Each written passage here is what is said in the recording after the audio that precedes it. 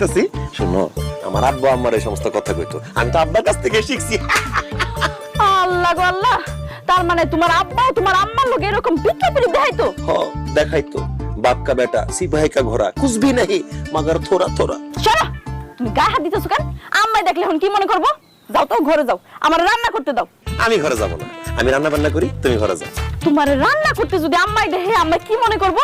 আর ওই যে পাশের বাসার ভাবিরা কি মনে করবো? হ্যাঁ, যে যা ইচ্ছা মনে করুক, আমার বউ আগুনের পাশে বসে রান্না করবে এইটা আমি মেনে নিতে পারবো না। আমি রান্না করব, তুমি ঘরে যাও বলতেছি।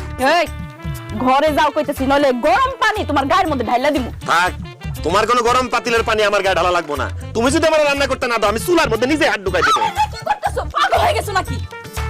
তোমার জন্য এতই শখ হইছে রান্নার? আসো হ্যাঁ, আসো, চলো। রান্না। হ্যাঁ। আহ, রান্নাটাই তো করতে চাইছিলাম। তুমি দূরে থেকো, নাহলে আবার আগুনের ভাব যাইবো তোমার গায়ে।